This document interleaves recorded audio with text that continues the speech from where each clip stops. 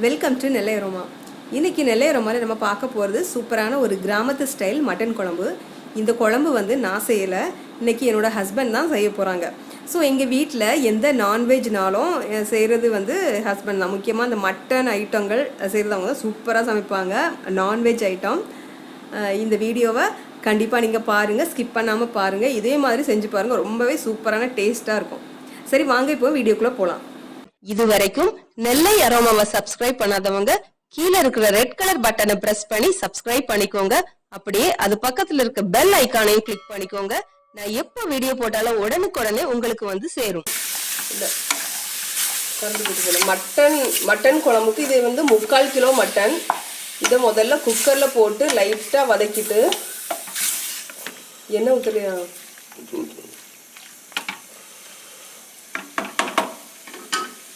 எண்ணெய் வேணும். இந்த 3/4 கிலோ மட்டனை குக்கரில் போட்டு அதில் கொஞ்சமாக நல்லெண்ணெய் விட்டுக்கோங்க.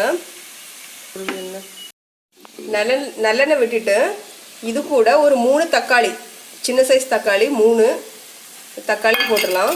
அப்புறம் இந்த மட்டனுக்கு தேவையான உப்பு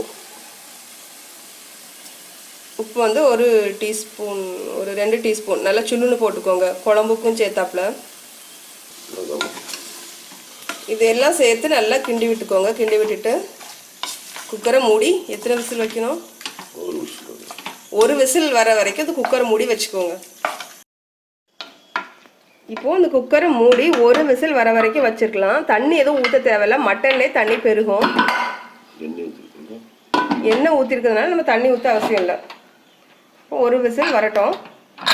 இந்த குக்கர் வந்து அடுத்த அடுப்பில் வச்சுட்டு இதில் இன்னொரு கடாய் வச்சு அதில் கொஞ்சம் நம்ம வெங்காயம் மசாலா எல்லாம் வதக்கணும். அதுக்கு ஒரு 2-3 டேபிள் ஸ்பூன் போல் நல்லெண்ணெய் விட்டுக்கோங்க.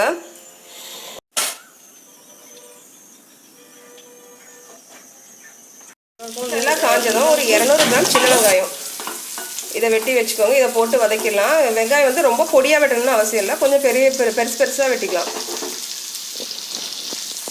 கூட ஒரு உருளைக்கிழங்கு சின்னதாக வெட்டி வச்சுக்கோங்க, அதையும் போட்டு வதக்கிடலாம்.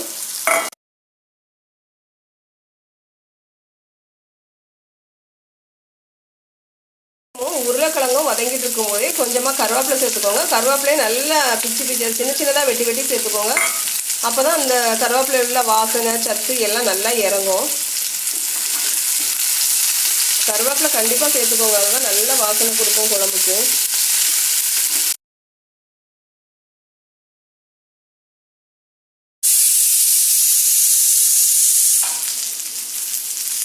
இப்போ வேக வச்ச மட்டன்லேருந்து ஒரு விசில் வந்துட்டு வெங்காயம் வந்து வதங்கிட்டு இருக்கு. வெங்காயம் வந்து நல்லா வதங்கணும், அப்போ தான் நல்லா டேஸ்ட்டாக இருக்கும்.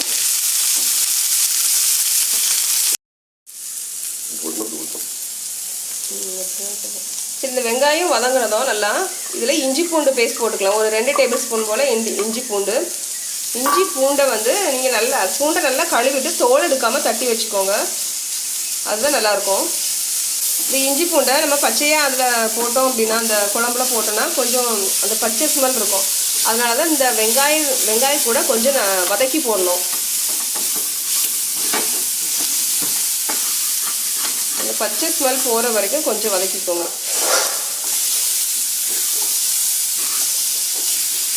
இப்போது இஞ்சி பூண்டு நல்லா வதங்கி பச்சை வாசனை போனதும் ஸ்டவ்வை ஆஃப் பண்ணி வச்சிடலாம். அந்த குக்கரில் உள்ள ப்ரெஷர் ரிலீஸ் ஆகட்டும். அதுக்கப்புறம் இது கூட நம்ம அந்த குக்கரில் இந்த மசாலா அப்புறம் இந்த வதக்கினதெல்லாம் சேர்க்கலாம்.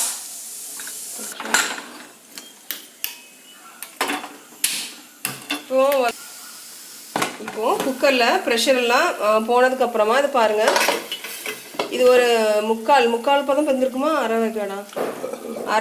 அரை வேக்காடு வெந்திருக்கும். இப்போ இது கூட நம்ம மசாலா சேர்த்துடலாம். அந்த குக்கர் அந்த சூடாக அந்த கொதிச்சிட்டு இருக்கும்போது திறந்த உடனே இந்த மசாலா சேர்த்துடலாம், அப்போ தான் வேகும். இது வந்து 2 டேபிள் ஸ்பூன் வத்தல் தூள், 2 டேபிள் ஸ்பூன் மல்லித்தூள், 1 டீஸ்பூன் மஞ்சள் தூள். அப்புறமா இது கூட இது எவ்வளவு, அரை டீஸ்பூன் பெருஞ்சீரகத்தூள், அப்புறம் அரை டீஸ்பூனா 1 டீஸ்பூனா பெப்பர் தூளும் அரை டீஸ்பூன். நம்ம 1 டீஸ்பூன் உங்கள் காரத்துக்கு தகுந்த மாதிரி போட்டுக்கோங்க. 1 டீஸ்பூன் பெப்பர் தூள். நம்ம வத்தல் தூள் ஏற்கனவே போட்டிருக்கோம் 2 டேபிள் ஸ்பூன், அதனால் காரத்துக்கு தகுந்த மாதிரி போட்டுக்கோங்க. அப்புறமா ஒரு அரை டீஸ்பூன் சீரகத்தூள். இது போட்டு நல்லா கலக்கி விட்டுலாம். கலக்கி விட்டு கொஞ்ச நேரம் இது கொதிக்க வைக்கணும். பையா கொஞ்ச நேரம் இது வேகட்டும். அந்த மசாலா சேர்ந்து அந்த ரா ஸ்மெல் பச்சை ஸ்மெல் போகட்டும். பாருங்க தண்ணியே ஊற்றலை, எவ்வளோ தண்ணி பெருகிருக்குன்னு. நம்ம தண்ணி எக்ஸ்ட்ரா ஊற்றணும்னா அந்த டேஸ்ட் இருக்காது, அதனால தான் தண்ணி ஊற்றலை. அந்த மட்டன் வந்து தண்ணியிலே வேகணும், அப்போ தான் அந்த டேஸ்ட் கொடுக்குறது நல்ல டேஸ்ட்டாக இருக்கும். இப்போ ஒரு எவ்வளோ நேரம் 5 நிமிஷம் இல்லை இவ்வளோ நேரம் வேகணும்ப்பா. ஒரு 3 நிமிஷம் நல்லா கொதிக்கட்டும். மிதமான தீயில வச்சுக்கோங்க. அப்புறமா இது கூடயே வாசனை பொருள் 2 பட்டை, ஜாதிபத்திரி, 2 ஏலக்காய், 4 கிராம்பு போட்டலாம். இது போட்டு இப்போ ஒரு 3 நிமிஷம் போல் இது கொதிக்கட்டும். இது தேங்காய் பேஸ்ட் அரைச்சி வச்சுருக்கேன். இந்த தேங்காய் வந்து ஒரு 2 கீத் தேங்காய், கொஞ்சம் போதும். 2 கீத் தேங்காயும் அப்புறமா இது கூட முந்திரி பருப்பு ஒரு 10 போல் முந்திரி பருப்பு சேர்த்து நல்லா தண்ணி சேர்த்து மைய அரைச்சி வச்சுருக்கேன்.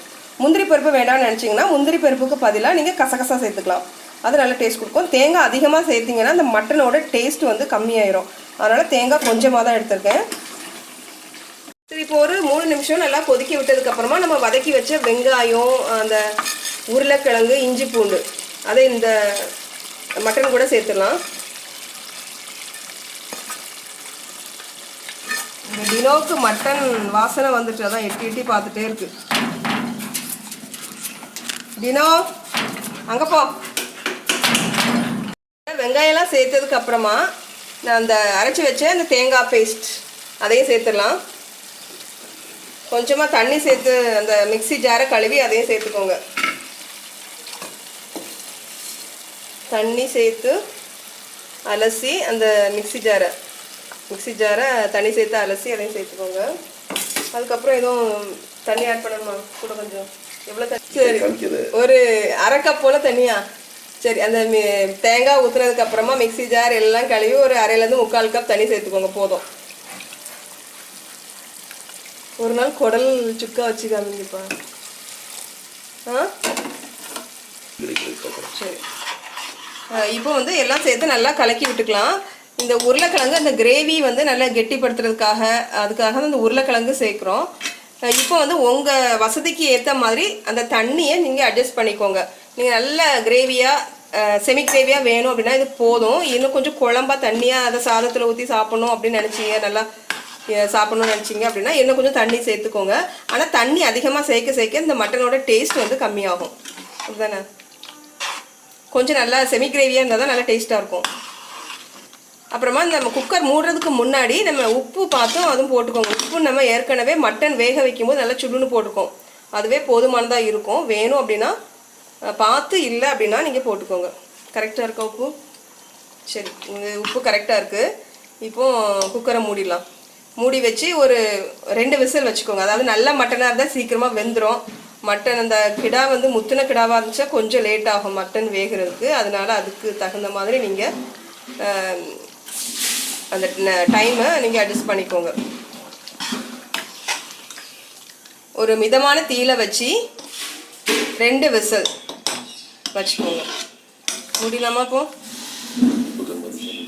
குக்கர் வந்து 2 விசில் வந்து இறக்கி வச்சாச்சு. இப்போ ப்ரெஷர் ரிலீஸ் ஆனதுக்கு அப்புறமா இதை திறந்து பார்க்கலாம்.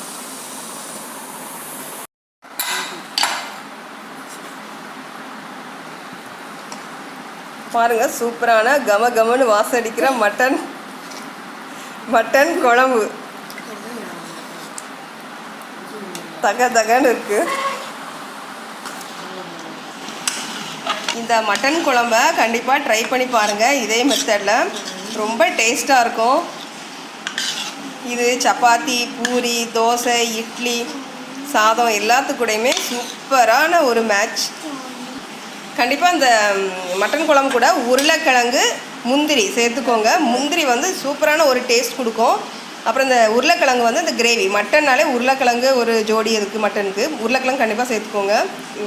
தேங்காய் வந்து அதிகமாக சேர்த்திங்கன்னா டேஸ்ட் இருக்காது, தேங்காய் குறைவாக சேர்த்திங்கன்னா தான் அந்த மட்டன் டேஸ்ட் வந்து ரொம்ப நல்லாயிருக்கும். இந்த வீடியோ பிடிச்சிருந்தா லைக் பண்ணுங்கள், ஷேர் பண்ணுங்கள், நெல்லை அரோமாவுக்கு சப்ஸ்கிரைப் பண்ணுங்கள். தேங்க்யூ.